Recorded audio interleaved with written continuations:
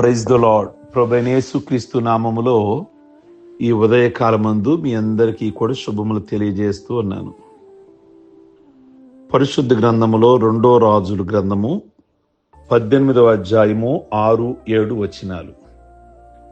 హిజ్కియా యెహోవాతో హత్తుకొని ఆయనను వెంబడించుటలో వెనుదీయక ఆయన మోషేకి ఆజ్ఞాపించిన ఆజ్ఞలన్నీ గైకొనుచుండెను.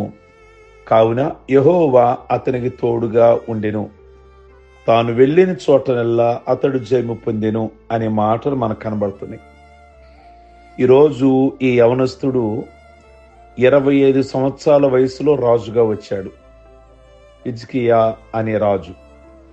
ఇతని జీవిత విశేషాలు ఆలోచిస్తే ఇతడు బహు గొప్పవాడిగా జీవించినట్లు మనకి బైబిల్ స్పష్టంగా తెలియజేస్తూ ఉంది. హిజ్కియా రాజు వెళ్ళిన చోటల్లా విజయమే సంపాదించుకున్నాడు, అనగా ఓటమి ఎరగని రాజు అన్నమాట. ఆ 2 రాజుల గ్రంథము 18వ అధ్యాయము 5వ వచనంలో అతడు ఇశ్రాయేలీల దేవుడైన యెహోవా యందు విశ్వాసముంచినవాడు, అతని తర్వాత వచ్చిన యోధా రాజులలోను అతని పూర్వీకులైన రాజులను అతనితో సమమైన వాడు ఒకడునూ లేడు. గమనించండి, ఇతడు ఇంతటి అసమాన పరాక్రమశాలియో ఇతని వంటి రాజు ఇంతకు ముందు గాని ఆ తర్వాత గాని లేడట. ఇంత గొప్ప విజయాలకు రహస్యం ఏమిటి అని ఆలోచిస్తే అతడు దేవునిని హత్తుకొనిన వాడు.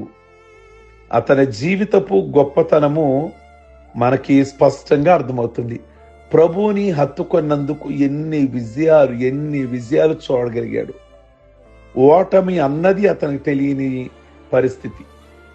హిజ్కియా తీర్మానము మనం ఆలోచిస్తే, హిజ్కియా రాజైన ఆహాజు కుమారుడు, భక్తిహీనమైన తండ్రి కలిగిన వాడై ఉండి హిజ్కియా చేసుకున్న యోగ్యమైన తీర్మానాలు అతనిని మేలైన మార్గాలకు నడిపించాయి. హిజ్కియా తండ్రి ఆహాజు, ఆయన కూడా రాజే. 2వ దినవృత్తాంతాలు గ్రంథములో 28వ అధ్యాయము 24 వాక్య ప్రకారంగా ఆహాజు హిజ్కియా వాళ్ళ నాన్న దేవుని మందిరములో ఉన్న సామాన్లన్నీ ఉపకరణాలన్నీ మొక్కలుగా నరికించి వేశాడు. ఆహాజు విధానమంతా అన్ని సంబంధాలు కత్తిరించుకోవటమే. ఎవరితోనూ నాకు సహాయం ఎక్కర్లేదు అని కత్తిరించుకోవడమే. హిజ్కియా అందరితో సంబంధాలు కలుపుకొని వెళ్ళేవాడు. గమనించారా? వాళ్ళ నాన్న ఎవ్వరితో సమాధానంగా ఉండేవాడు కాదు. ఎవ్వరితో పడదు ఇంకా ఆ వ్యక్తికి. కానీ హిజ్కియా అలా కాదు. తండ్రి మార్గాన్ని ఎంచుకోలేదు. తండ్రి తప్పులుగా ఎంచి తన పితరుడైన దావీదు మార్గాలను అనుసరించాడు.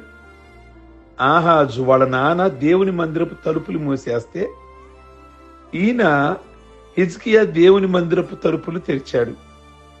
తండ్రి తప్పు మార్గములను విడిచిపెట్టాడు. ఉన్నత స్థలాలను కొట్టివేసి విగ్రహాలను పగలగొట్టి దేవతా స్తంభాలను పడగొట్టి మోషే చేసిన ఇత్తడి సర్పాన్ని చిన్న భిన్నాలుగా చేసి వాళ్ళ నాన్న నిజంగా దేవుడికి ఎంత విరోధంగా జీవించాడండి. దేవుని బిడ్డే, ఇశ్రాయేలుకి దేవుని ప్రజలకు రాజే. అతడు విగ్రహారాధన, బలిపీఠాలు కట్టడం, ఇశ్రాయేలీలు నిహూస్తాలని పేరు పెట్టి దానికి ధూపం వేసేలాగా చేశాడు. ఇవన్నీ కొడుకొచ్చి మా నాన్న చేసినవి కరెక్ట్ కాదు. సహజంగా కొడుకులు వచ్చి ఏం చేస్తారు? మా నాన్న నడిచిన మార్గంలోనే నేను నడవాలి, కనుక మా నాన్న చేసింది చాలా తప్పులు కనబడుతున్నాయి అని అన్య దేవతలన్నీ తీసేశాడు, ముక్కలుగా నరికేశాడు. ఈ యవనస్తుడు దేశంలో నుండి అసలు విగ్రహారాధన తీసివేశాడు. తన తండ్రి తప్పు మార్గాన్ని విడిచి నీతిమంతుడైన దావీదు నడిచిన మార్గాలను తెలుసుకొని అతని మార్గాలలోనే నడిచాడు. దావీదు మార్గంలోనే, వాళ్ళ నాన్న మార్గంలో నడవల. మంచి దేవుని సేవకుడు, మంచి రాజు, ఆయన మార్గాన్ని ఎంచుకున్నాడు. ఇశ్రాయేలు దేవుడిని యెహోవా యందు విశ్వాసం ఉంచాడు. బొమ్మల పూజల వల్ల ప్రయోజనం లేదని తెలుసుకొని నిజదేవుని యందు విశ్వాసం ఉంచాడు. ఈ ఉదయకాలమందు నా తండ్రి నడిచాడు, నా తల్లి నడిచింది, ఓకే, పెద్దలను మనం గౌరవిద్దాం. కానీ వాళ్ళు సత్య మార్గాన్ని ఎంచుకున్నారా? నిజమైన దేవుణ్ణి ఆరాధించారా? కనుక వాళ్ళని గౌరవించండి. కానీ వాళ్ళు దేవునికి విరోధమైన మార్గంలో నడిచిన ఆ మార్గాలు ఉన్నాయి చూసారా, అవి మాత్రము అవలంబించమాకండి. అది మనకు దీవెన కాదు. వాళ్ళ ఆచారాలు, వారి సెంటిమెంట్లు అవన్నీ ప్రక్కన పెట్టండి. బైబిల్ ఏం చెప్తుందో ఈ మార్గంలో నడవండి. అది మీకు ఆశీర్వాదం. దేవుణ్ణి హత్తుకున్న హిజ్కియా, హత్తుకొనుట అనే మాట బహుశ్రేష్టమైనది. బైబిలు హత్తుకొనుట అనే మాట భర్త భార్యను హత్తుకొనెను అంటే వారిద్దరూ ఎల్లకాలము కలిసి ఉండవలసినది, చావైనా బ్రతుకైనా వారితోనే అని అర్థం ఉంటుంది. ఇక ఎన్నడూ వేరుపడని బంధమైన మాట హత్తుకొనుట అనేది. హిజ్కియా దేవునితో హత్తుకున్నాడు అని మనం చదువుతున్నాం. దేవునితో హత్తుకొని పోయాడు. దేవునితో తనకున్న సంబంధాన్ని దృఢం చేసుకున్నాడు. నేను నా దేవుడు ఎల్లకాలం ఒక్కటిగానే ఉంటామనుకున్నాడు. ప్రియ యవనస్తులారా, ఈ ఉదయకాలమందు మరి హిజ్కియాలాగా ఒకసారి ఆలోచిస్తారా? నీ సంబంధం దేవునితో ఎలాగుంది? శాశ్వతంగా దేవునిని హత్తుకునే విధానమేనా? మీరు ఎక్కడ చదువుకు వెళ్ళినా, ఏ పరిస్థితిలో అన్నా దేవుడిని, సంఘాన్ని హత్తుకునేవారుగా ఉండాలి. అది ఆశీర్వాదం. లేక తాత్కాలికంగా హత్తుకునే విధానం వద్దు. రూతు గ్రంథము 1వ అధ్యాయము 14వ వచనంలో రూతు అత్తను హత్తుకొనెను అనంది. అనగా అత్త నయోమితోనే జీవితాంతము బ్రతకాలని నిశ్చయించుకుంది.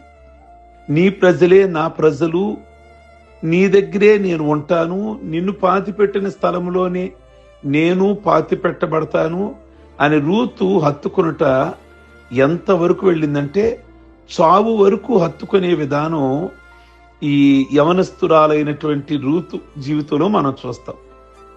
ప్రియ దేవుని బిడ్డలారా, హిజ్కియా మరి ఆ దేవుని యొక్క మాటల పరంగా గనక చూస్తే, లేకపోతే లోకంలోనికి వెళ్ళిపోవడం, కాసేపు దేవుని హత్తుకోవడం, లోకంలోకి వెళ్ళిపోవడం అనేది అది ఆరోగ్యకరమైనటువంటి విషయము కాదు.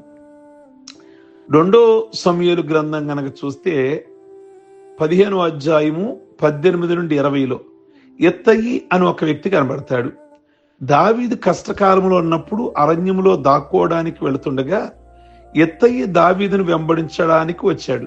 అప్పుడు దావీదు, నువ్వు నివాసం కోరి పరదేశివి, మా మధ్యలోకి నీవు వచ్చావు, వేరే ప్రాంతాల నుంచి నీవు వచ్చావు ఇక్కడ, కనుక నీకెందుకు మాతో ఈ కష్టం, తిరిగి రాజు దగ్గరికి వెళ్ళిపో. నిన్ననే వచ్చి నీకు ఎక్కడికి పోదువో తెలియని మాతో ఈ తిరుగులాట ఎందుకు అని అంటే, ఎత్తయ్య అంటాడు 21వ వచనంలో, నేను చచ్చినను బ్రతికినను యెహోవా జీవము తోడు, ఏ స్థలమందు నీ ఉంటావో ఆ స్థలములోనే నీ దాసుడగు నేనుంటా. ఎంతటి శాశ్వత తీర్మానం చేసుకొని దావీదును హత్తుకున్నాడో ప్రియ దేవుని బిడ్డలారా, బాగా ఆలోచించండి. హిజ్కియా దేవుణ్ణి హత్తుకొని దీవించబడ్డాడు అని జ్ఞాపకం చేస్తున్నా.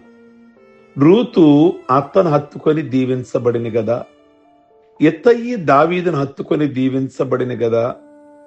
హిజ్కియా దేవునితో హత్తుకున్నాడు. హిజ్కియా దేవునిని హత్తుకొని ఎక్కడ వెనుకదీయలేదు. ఆయన మోషేకి ఆజ్ఞాపించిన అర్థాలన్నిటినీ, ఆ మాటలన్నిటినీ కూడా గైకొన్నాడు. దేవుని హత్తుకోవటంలో 2వ భాగం దేవుని వాక్యానికి లోబడి పాపాలన్నీ కూడా విడిచిపెట్టాలి. అది దేవుణ్ణి హత్తుకోవటం. హిజ్కియా దేవుని హత్తుకున్నాడు, దేవుని ఆజ్ఞలన్నీ పాటించాడు. అందుకే అంతటి దీవెనలు పొందుకోగలిగాడు. ప్రియమైన దేవుని బిడలారా, మరి యవనస్తుడైనటువంటి ఈ ఉదయకాలమందు హిజ్కియా మంచి యవన వయసులో, 25 ఏళ్ల వయసులో అన్నీ ఉన్నాయి. డబ్బు ఉంది, వెండి బంగారాలు ఉన్నాయి, గుర్రాలున్నాయి, రథాలున్నాయి, నిజంగా పేరు ప్రఖ్యాతులు ఉన్నాయి. అన్ని గనక ఉంటే ఈ లోకంలో ఉన్న యవనస్తులు చాలా మంది చెడు మార్గంలోకి వెళ్ళిపోవడానికి ఇష్టపడతారు. కానీ నిజంగా ఆ వయసులో హిజ్కియా అన్ని అండదండలుండి దేవుడు మార్గంలో బైబిల్ పరంగా మోషే చెప్పిన ఆ వాక్య ప్రకారంగా ఆజ్ఞలు, విధులు, కట్టడల్లో దావీదు ఎక్కడైతే అడుగు తీసి అడుగు వేశాడో ఆ మంచి మార్గంలో నడుచుకున్నాడంట. దేవుణ్ణి హత్తుకున్నాడు, హక్కు చేసుకున్నాడు. అందుకే అన్ని విషయాల్లో దేవుడు దీవించాడు. మరి ఉదయకాలమందు లోకాన్ని హత్తుకుంటారా, దేవుణ్ణి హత్తుకుంటారా? ఈరోజు ఉదయకాలం ముందు యవనస్తుల యొక్క భాగమైనప్పటికీ ఈ మాటలు హిజ్కియా పెద్దలకి ఆదర్శంగా ఉన్నాడు. స్త్రీలకి, యవనస్తులకి అందరికీ కూడా మనం జ్ఞాపకం చేసుకోవాల్సిన అంశం హత్తుకోవాలి ప్రభువుని. అలాగను మనం ప్రభువుని హత్తుకుందాము, ప్రార్థించుకుందాం. సర్వశక్తి కలిగిన తండ్రి, నిజంగా యవనస్తుడైనటువంటి ఆ హిజ్కియా నిజంగా దీవెనకరంగా జీవించాడు. లోకంలో తనకు లోటంటూ కూడా ఏది లేదు. వెండి ఉన్నా, బంగారం ఉన్నా, కోట్ల ఆస్తులున్నా, రథాలున్నా, గుర్రాలున్నా, ఎంత సంపద ఉన్నా, ఎన్ని బిల్డింగులున్నా హిజ్కియా మరి రాజు కోటలున్నా కానీ 25 వయసులో నిజంగా మంచి చెడిపోయే వయసు అదే.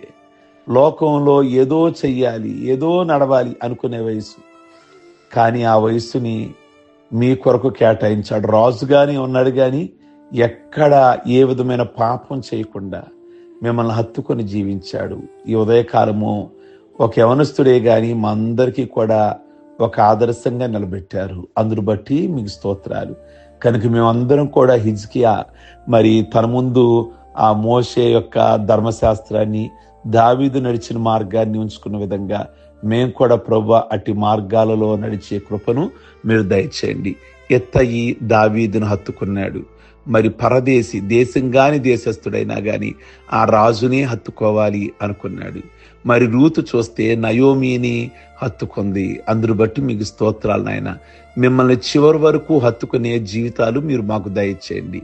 ఈ ఉదయకాలమందు పెళ్లి రోజులు, పుట్టినరోజులు, అలాగే రక్షణ పొందిన రోజులు మీరు వాళ్ళని దీవించి ఆయుష్, ఆరోగ్యాలతో నింపి ఈరోజు ఈ కుటుంబంలో ప్రభువా ఎవరికి మాటలు ఏకీభిస్తున్నారో ప్రార్థనలో వాళ్ళందరినీ దీవించి వారందరికీ మంచి ఆరోగ్యాలు, సమృద్ధి, పోషణ దయచేసి ఏది వారి కుటుంబాలలో తక్కువ, లోటు కలగనీయకుండా వారు ఏ నిరాశలో ఉన్నా, ఏ నిస్పృహలో ఉన్నా, దేని కొరకు ఎదురు చూస్తున్నా ప్రభువా వారి హృదయవాంఛలన్నీ తీర్చి ఈ దినమంతా కూడా మేలు చేసి ప్రతి కీడు నుండి, ప్రతి శోధ నుండి తప్పించి మేలు చేయమని యేసు నామములో అడుగుచున్నాం తండ్రి.